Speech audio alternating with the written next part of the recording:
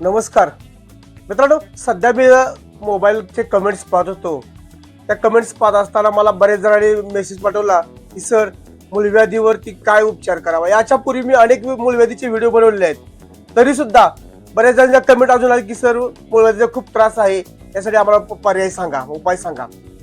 मग मित्रांनो, मी आज तुम्हाला 2 पर्याय सांगणार आहे की जे 2 पर्याय तुम्हाला मूलव्याधीसाठी खास उपयुक्त ठरणार आहेत. प्रामुख्यानं आपल्या ग्रामीण भागामध्ये कडुलिंबाच्या झाडावरती जो वेल असतो तो गुळवेलचा वेल असतो.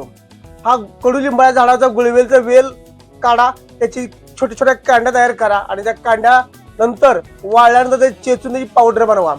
जी पावडर तयार होते ती पावडर आता माझ्याकडे मी पावडर तयार करून ठेवली आहे माशी.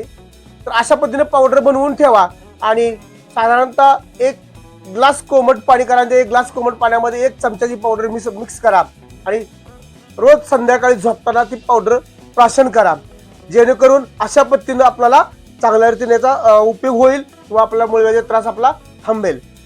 प्रामुख्यानं मूलव्याध का होतं तर हे आपण पहिलं समजलं पाहिजे की ज्यावेळेस आपण उष्णवर्धक जे पदार्थ आपण खातो, नंतर मांसाहार असेल, आपला वारंवार जर आपण मांसाहार खात असेल तर मूलव्याधीचा त्रास आपल्याला जाणवतो. तर अशा गोष्टी आपण साधारणतः टाळल्या पाहिजेत.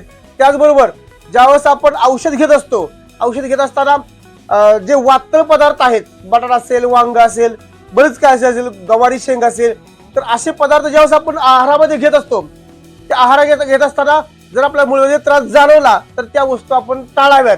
साधारणतः हे गुळवेल अतिशय हार्ड असतं. याचा उपयोग आपल्याला साधारणतः 6 ते 7 दिवस फक्त करायचा. 6-7 दिवस केल्यानंतर आपला ब्रेक द्यायचा. आता 15-20 दिवस परत ब्रेक द्यायचा आणि ब्रेक नंतर पुन्हा आपण 6-7 दिवस आपण घेऊ शकता. तर अशा पद्धतीने 1-2 वेळा तुम्ही जर प्रयोग केला तर 100% तुमचा मूलव्याध नष्ट होईल. त्यानंतर दुसरा उपयोग आहे की आपल्याकडे रस्त्याच्या कडेला वाढणारी जी टणटणी झाड असतं त्याला आपण घाणेरी असं म्हणतो.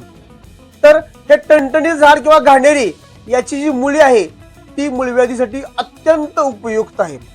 अगदी कोंबाचा मूलव्याध असेल, रक्ती मूलव्याध असेल, हा सर्व जर मुळासहित नष्ट जर करायचा असेल तर त्या घाणेरीची मुळी आपण बाहेर काढा, स्वच्छ मिठाच्या पाण्यामध्ये धुवून घ्या, वाळवून त्याची पावडर बनवा. जशी याकडे मी पावडर बनवलेली आहे बघा. तर अशा पद्धतीनं त्या टणटणीच्या मुळीची पावडर बनवा. त्याचबरोबर हिरडा चूर्ण ज्याला आपण म्हणत होतो, आयुर्वेदिक मेडिकलमध्ये आपलं कुठे उपलब्ध होतो. तर हा हिरड चूर्ण आणि त्या टणटणीची मुळीची पावडर सम प्रमाणात घ्यायची.